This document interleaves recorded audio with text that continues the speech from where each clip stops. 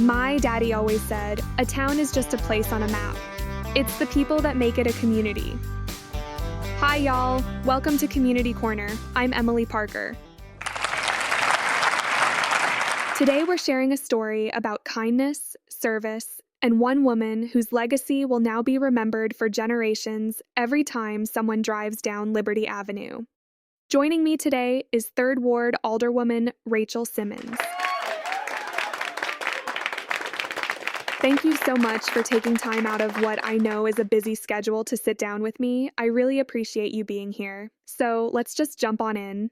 On July 20th, Freeport City Council unanimously approved an honorary street designation recognizing Verdine Mama T. Allen. Now, anyone who watches City Council meetings knows unanimous votes don't always happen these days. So seeing every member come together in support of this resolution really stood out. Can you tell us about the proposal and why this was something everyone could rally behind? I think every member of the council recognized that. Regardless of our differences on other issues, we could all agree that someone who spent decades pouring into Freeport deserved to be recognized. Those unanimous moments remind us that even when we disagree on policy, we can still come together to celebrate the very best of our community. And I think that matters too. Folks can disagree about plenty of things and still come together when something is simply the right thing to do. Many people in Freeport knew Mama T personally. But for those watching tonight who never had that privilege, who was Mama T? What made her such a special part of our community? She saw needs that others overlooked, and she quietly met them without expecting recognition or praise. I think that's why so many people have such fond memories of her. Long after people forget what someone said, they remember how that person made them feel.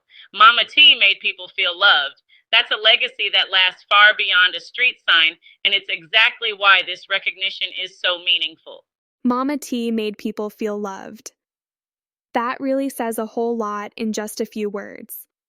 As I was reading through the application, I noticed something that kept coming up over and over again.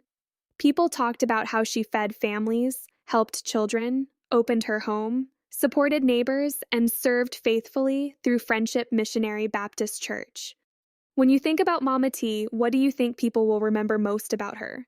That's actually a question I wanted to answer the right way, so I asked her son what he thought people would remember most about his mother, and without hesitation, he said her dependability.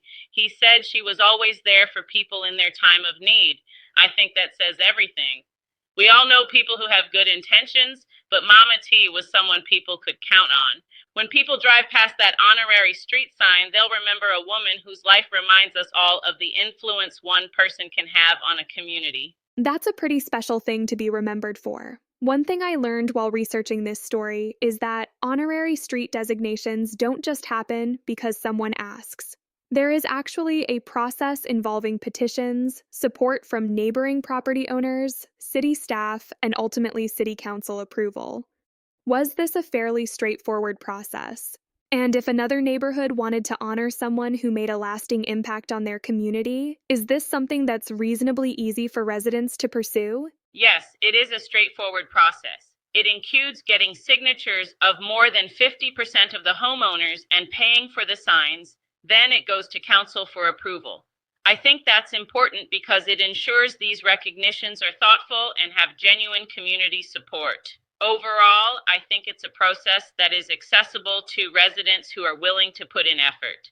I think that's a positive thing because it allows recognition to come from the community itself rather than from City Hall alone.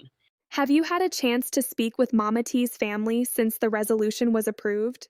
If so, how are they feeling? I have to imagine seeing your mother's or grandmother's name honored in this way has to be an incredibly emotional moment. Yes, I have had the opportunity to speak with members of her family. And the community, they're incredibly happy. This was a long time coming, and it finally happened. It seems like so much of what we hear these days focuses on problems. Stories like this remind us that Freeport has been shaped by remarkable people who quietly spent decades making life better for everybody around them. How important is it that we keep recognizing people like Mama T so future generations know who helped build this community? Mama T's story reminds us that you don't have to hold a title or seek recognition to make a lasting difference. She built her legacy through kindness, generosity, faith, and a commitment to serving others. Those are the kinds of stories we should be preserving. I think that's exactly right. And Rachel, I've got one more question before I let you go. This one's about you. We're already starting to see candidates circulating petitions for the 2027 municipal election, and I know a lot of people in the third ward are probably wondering the same thing. Can we expect to see your name on the ballot next year? Right now, my focus is on finishing the work the people elected me to do. There are still important issues facing our community, and that's where my attention belongs. Everyone, please go vote. I do plan to run. Until then, I'm going to keep showing up, doing the work, and advocating for the people who place their trust in me. Well, there we have it. Rachel Simmons plans to seek another term representing Freeport's 3rd Ward in 2027. Rachel, thank you again for spending some time with us today, and thank you for helping us celebrate someone whose kindness, generosity, and compassion touched so many lives here in Freeport. Sometimes the greatest legacy a person leaves behind isn't found in a history book.